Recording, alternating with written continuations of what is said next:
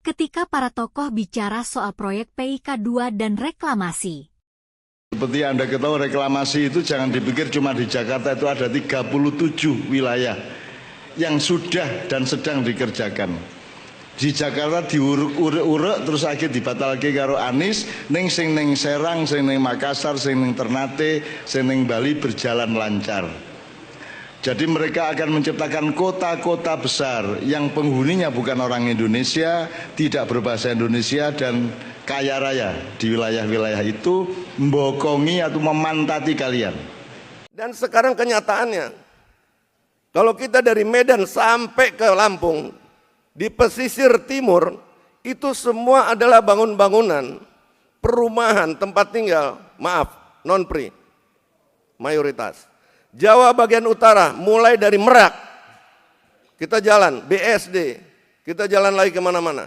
Semua mereka sekarang diberikan izin untuk bikin pulau. Saya curiga bahwa di pemerintah kita telah kemasukan mereka-mereka ini yang menyiapkan satu gerakan mengembalikan komunisme, karena kita ingat tahun 65 itu bukan komunis Rusia. Berarti PIK2 dibatalkan dari PSN atau gimana, Pak? PIK2 tidak pernah menjadi masuk. PSN. Yang menjadi PSN adalah ekoturism, Eco-Park ya. Coastal Line Eco. PIK2 masuk di dalamnya nggak sih, Pak? PIK2 tidak pernah jadi PSN.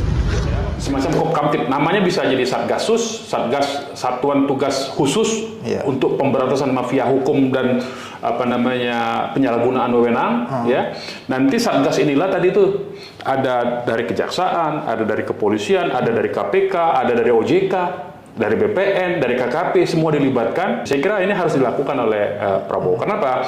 Karena ini bukan semata-mata karena ada persoalan dengan rakyat, tapi ini menyangkut kedaulatan negara. Kenapa tadi saya singgung ya? Ini kan kita tahu, tadi saya sebut ada 34 titik pesisir pantai. Tidak hanya PIK ya, termasuk Rempang segala macam yang di Manado, yang di Bali ya. Itu semua direncanakan untuk dibuat koloni, dan itu warga negara asing yang diundang.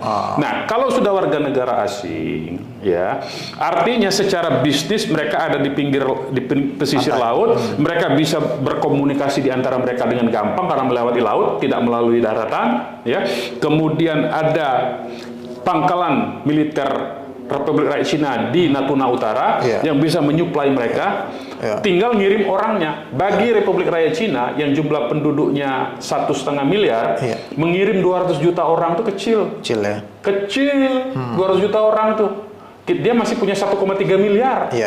200 juta kirim sudah imbang dengan penduduk ini. Dengan tentara Indonesia aja cuma jumlahnya 600.000. Polisi cuma 1.200.000, kirim 200 juta, selesai Indonesia.